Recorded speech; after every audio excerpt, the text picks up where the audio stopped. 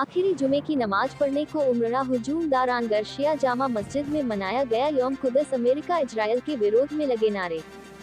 27 रमजान मुबारक महीने के आखिरी में जुमे, जिसे अलविदा भी कहा जाता है, इस जुमे की नमाज को पढ़ने के लिए देश और दुनिया के साथ शहर बनारस में लाखों मुसलमान उमड़ पड़े। शहर की सभी मस्जिदों में लोगों ने अकीदत के साथ नमाज अदा की। शिया जामा मस्जिद दारानगर में नमाज अदा करने के लिए हजारों की तादाद में लोग एकत्रित हुए। नमाज के बाद हर साल की तरह बैतुल मुकद्दस दोबारा पाने के लिए और फिलिस्तीन के समर्थन में जलसे का आयोजन हुआ। मौलाना जफर हुसैनी इमाम जुमा की सदारत में मौलाना अमीन हुसैनी, हाजी सैयद फरमान हैदर, मौलाना वसी असगर आदि ने तकरीर करते हुए अमेरिका, इजराइल और सऊदी अरब जैसे मुल्कों का विरोध किया और उन्होंने वापस से बैतुल मुकद्दस पाने के लिए आह्वान किया। इस कार्यक्रम का संचालन डॉक्टर शफीक हैदर ने किया। इस अवसर पर मातमदार ने कलाम भी पेश किया। मजलिस को खिताब करते हुए मौलाना जफर हुसैनी ने कहा, मजलूमों की मदद करना है सच्ची इबादत है।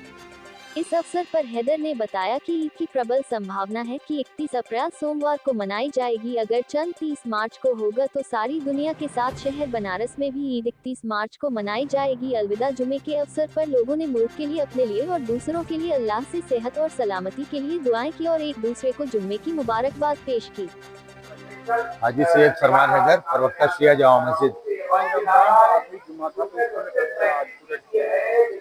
जैसा कि आप देख रहे हैं कि आज रमज़ान का आखिरी जुमा 28 मार्च यानी 27 रमज़ान को सारी दुनिया के साथ शहर बनारस में भी पूरी अकीदत के साथ नमाज अदा की गई है।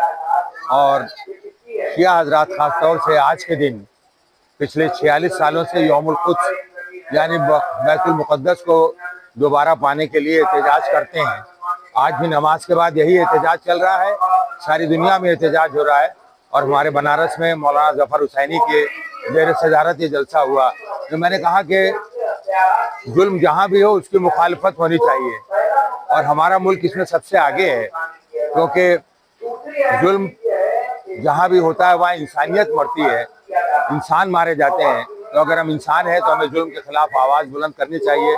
हम लोग मोहम्मद साहब की कौम में जाने जाते हैं जिन्होंने इंसानियत के लिए आवाज़ बुलंद की थी और यही कहा था कि सबके साथ इंसाफ करो, सबके साथ इंसाफ से पेश आओ, क्योंकि यहाँ ना सुन्नी है ना शिया। अभी खुमैनी साहब ने कहा था कि सुन्नी नहीं हमारे भाई हैं, बल्कि हमारे बाजू हैं। तो एक बाजू अगर कट जाएगा तो इंसान किसी लायक नहीं रहेगा।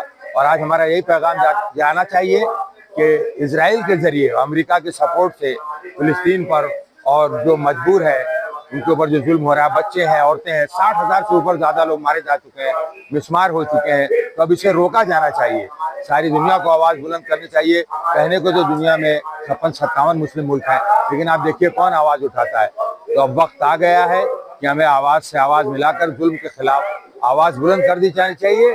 और रमज़ान का भी यही पैगाम है कि गरीबों को, यतीमों को, ज़रूरतमंदों की मदद करो। और ये जुमा इसी बात का पैगाम देता है कि अगर खुद जियो औरों को भी जीने दो।